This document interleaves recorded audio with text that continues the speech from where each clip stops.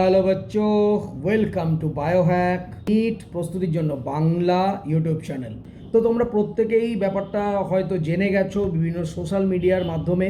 NTA parliamentary যে committee তাদের কাছে বলেছে যে পেপার লিক হয়নি, কয়েকটা কোশ্চেন বাইরে চলে এসছে। সেই কয়েকটা কত, 140টা। তো এটা পেপার লিক নয়। নিট 2024 সালে এত হিউজ পেপার লিকের পরেও এনটিএ রিনিট করায়নি বা এক্সাম ক্যান্সেল করেনি, কিন্তু এবছর তারা এক্সাম ক্যান্সেল করেছে।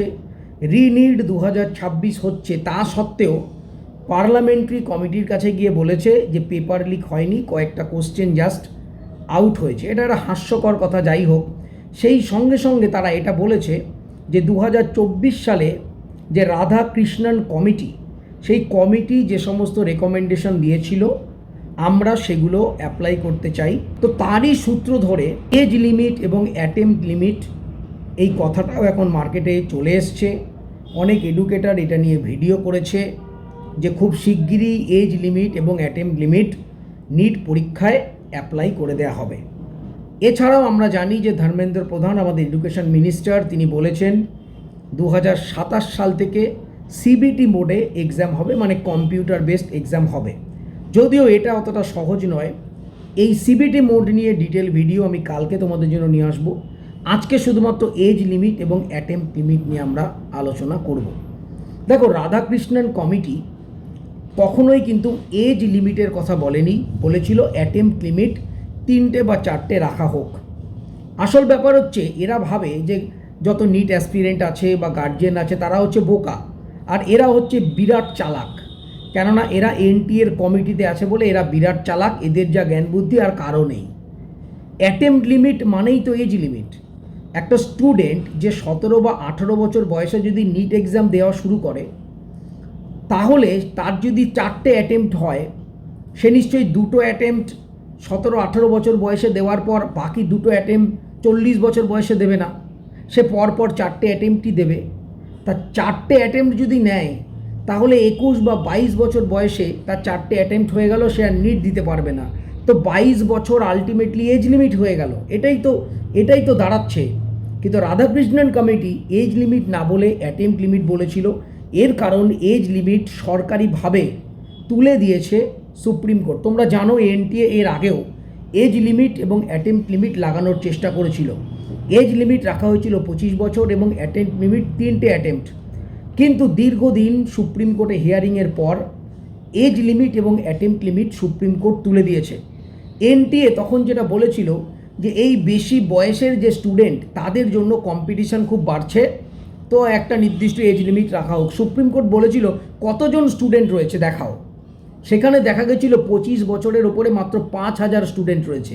যেখানে লক্ষ লক্ষ স্টুডেন্ট পরীক্ষা দেয়, সেখানে 25 বছরের স্টুডেন্ট ছিল মাত্র 5,000। তো সুপ্রিম কোর্টের তখন পর্যবেক্ষণ ছিল যে এই 5,000 স্টুডেন্টের জন্য কখনো কম্পিটিশান বাড়ে না। তাছাড়া এনটিএ যেটা বলতে চাইছে যে বছর বছর অ্যাসপিরেন্ট বাড়ছে, সেই জন্য এজ লিমিট। কিন্তু আমরা কি দেখতে পাচ্ছি, নিট 2024 সালের পর থেকে অ্যাসপিরেন্ট কমছে। কেননা এনটিএ এবং সেন্ট্রাল গভর্নমেন্টের উপরে এখন নিট অ্যাসপিরেন্ট এবং তাদের প্যারেন্টদের কোনো ফেথ নেই।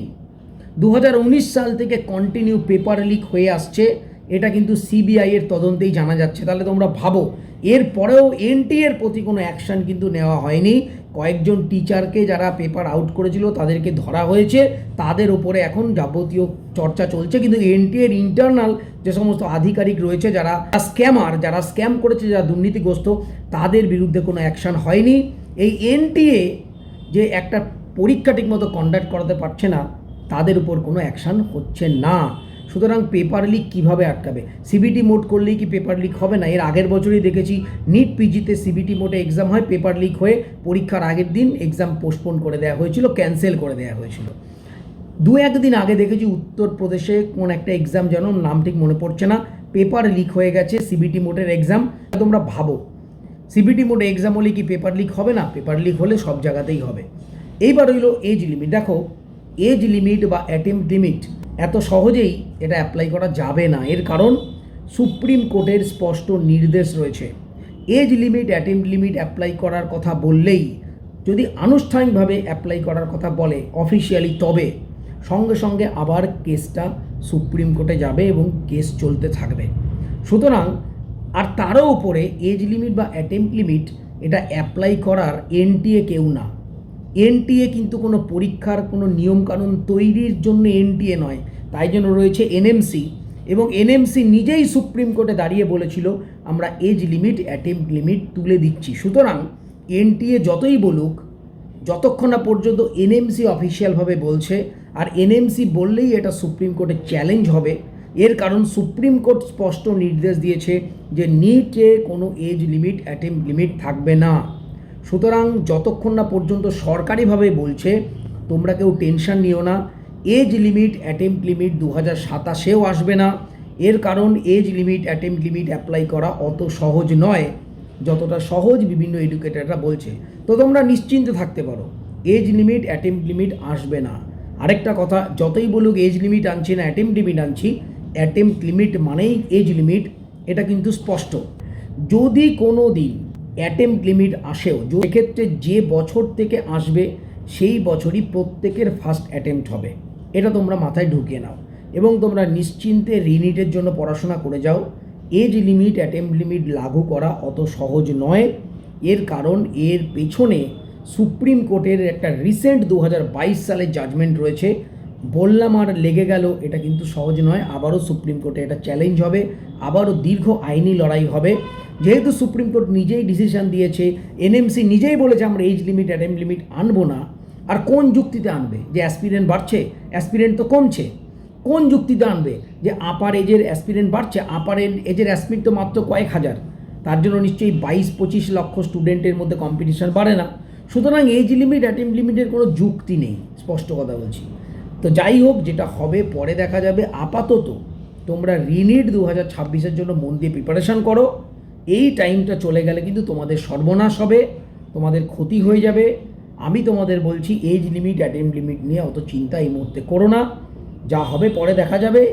এটা কিন্তু বললাম আর হয়ে গেল এমন প্রসেস নয়। তো সবাই খুব ভালো থেকো, মন দিয়ে পড়াশোনা করো, চ্যানেলটা সাবস্ক্রাইব রাখো, নোটিফিকেশনটা অন রাখো নিট রিলেটেড যাবতীয় লেটেস্ট ইনফরমেশনের জন্য। টাটা।